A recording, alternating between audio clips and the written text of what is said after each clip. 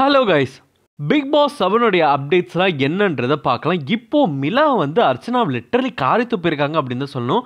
இவங்களாம் title win ஆகிறதுக்கு தகுதியே இல்லாத ஒரு ஆள், இவங்களுக்குலாம் எப்படி டைட்டில் கொடுத்தாங்க அப்படின்னு சொல்லிட்டு நிறைய விஷயங்களை ஷேர் பண்ணியிருக்காங்க. என்ன சொன்னாங்க அப்படின்றத இந்த வீடியோவில் நம்ம இப்போ பார்க்கலாம். மிலா எல்லாருக்குமே தெரியும், அவங்க ஒரு டிரான்ஸ்ஜெண்டர். முன்னாடி வந்து ஷக்கிலாக்கு மகளாக இருந்து அதுக்கப்புறம் சண்டை போட்டுட்டு அவங்க 2 பேரும் வெளியில் வந்துட்டாங்க.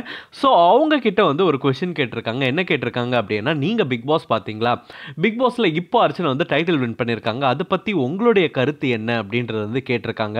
ஏன்னா பிக் பாஸ் இப்போ தான் வந்து ரீசெண்டாக முடிஞ்சது. அதில் வந்து அர்ச்சனா வந்து டைட்டில் வின் பண்ணியிருந்தாங்க. மணி வந்து ரன்னர் அப்பாக இருந்தார், மாயா வந்து செகண்ட் ரன்னர் அப்பாக இருந்தாங்க. ஸோ அதனால் அர்ச்சனாக்கு பயங்கரமான ஆதரவும் மணிக்கும் பயங்கரமான ஆதரவும் வந்து வெளியில் கிடச்சிட்டு இருக்கு. அது நம்மளால் ஓப்பனாக பார்த்துட்டு இருக்க முடியாது. அதே மாதிரி தான் மாயாவுக்கும் வந்து ஆதரவுகள் கிடச்சிட்டு இருக்கு. இப்போ இதை பற்றி பலரும் வந்து விமர்சிச்சுட்டும் இருக்காங்க, நிறைய கருத்துக்களும் தெரிவிச்சிட்டு இருக்காங்க, ஆதரவும் கொடுத்துட்டு இருக்காங்க அப்படின்னு தான் சொல்லணும். அந்த மாதிரி தான் மிலா வந்து இப்போ அவங்களோட ஒரு கருத்து தெரிவிச்சிருக்காங்க. என்ன தெரிவிச்சிருக்காங்க அப்படின்னா, இந்த மாதிரி வந்து அர்ச்சனாக்கு இது டிசர்விங்கான ஒரு கிடையவே கிடையாது. அவங்க ஒரு எந்த கேமுமே விளையாடல, அவங்க மனு சும்மா தான் உள்ளே இருந்தாங்க. அதனால் அவங்களுக்கு போய் கொடுத்தது எனக்கு வந்து சுத்தமாக பிடிக்கவே இல்லை. மாயாவுக்கு தான் கொடுத்துருக்கணும். ஏன் மாயா தான் வந்து அந்த அளவுக்கு வந்து கேமை உள்ளே வந்து பெர்ஃபார்ம் பண்ணாங்க. ஆனால் அவங்களுக்கு கொடுக்காம அர்ச்சனாவுக்கு கொடுத்துட்டாங்க. எனக்கு சுத்தமாக பிடிக்கவே இல்லை. ஏன் கொடுத்தாங்கன்றது எனக்கு இப்போ வரைக்கும் புரியல. ஆக்சுவலி என்னோட கணிப்புப்படி ஃபஸ்ட்டு மாயாவுக்கு கொடுத்துருக்கணும், செகண்ட் ரன்னர் அப் வந்து அர்ச்சனாவுக்கு கொடுத்துருக்கணும், தேர்டு வேணால் மணிக்கு கொடுத்துருக்கணும். மணியும் வந்து ஒரு வொர்த்தே இல்லாத பர்சன் அப்படின்னு தான் சொல்லணும். ஏன்னா அவரும் கேமுக்காக எந்த ஒரு கான்ட்ரிபியூஷன் பண்ணவே இல்லை, சும்மா இருந்தார். அவருக்கு தூக்கி இந்தாப்பா ரன்னர் அப் அப்படின்னு எடுத்து கொடுத்த மாதிரி இருந்துச்சு. ஸோ எனக்கு வந்து பார்க்கும்போதே பயங்கர டென்ஷன் ஆச்சு அப்படின்னு தான் சொல்லணும்.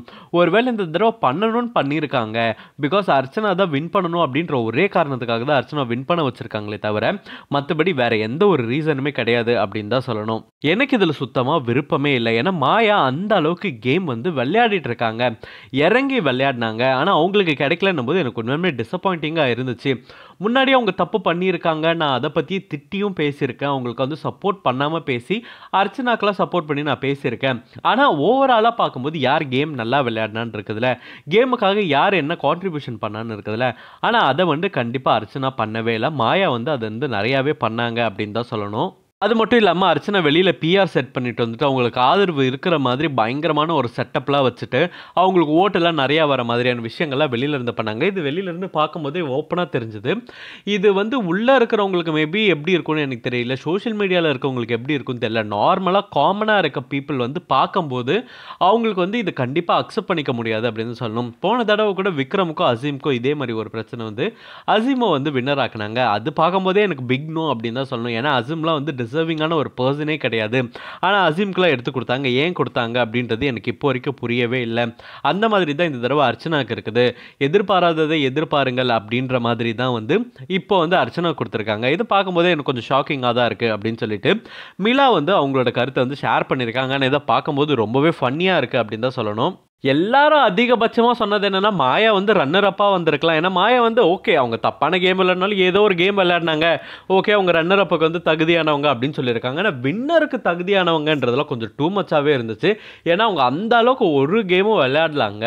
பட் ஆனால் எந்த அளவுக்கு மக்களுடைய மனசை இடம் பிடிக்கிறது தான். அகெயின் பிக் பாஸ்ன்றது கேமுன்றதை தாண்டி இந்த கேமை விளையாடி மக்களோட மனசில் நம்ம எப்படி இடம் பிடிக்கிறோம் அப்படின்றது தான் கேமே. நீ கேமை எப்படி விளையாடினாலும் சரி, இதோட கேமோட முக்கியமான விஷயம் என்னென்னா மக்களோட மனசை இது பிடிச்சி ஓட்டு வாங்குறது மட்டும்தான். நீ தவிர்த்து நீ கேமை எப்படி வேணால் விளையாடலாம் அப்படின்றது தான் விஷயம். அதை ரொம்பவே சிறப்பாக அர்ச்சனா விளையாடினாங்க அப்படின்னு தான் சொல்லணும்.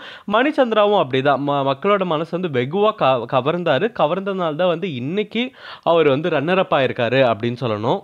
மிலா சொன்ன கருத்தை பற்றி நீங்கள் என்ன நினைக்கிறீங்கன்றதை கமெண்ட் பாக்ஸில் கமெண்ட் பண்ணுங்கள். இந்த மாதிரி பிக் பாஸ் அப்டேட்டை தெரிஞ்சுக்கணும், அது மட்டும் இல்லாமல் சீரியல் சப்ஜெக்டை தெரிஞ்சுக்கணும் நீங்கன்னா ஸ்க்ரீன் டாக் சேனலுக்கு சப்ஸ்கிரைப் பண்ணுங்கள்.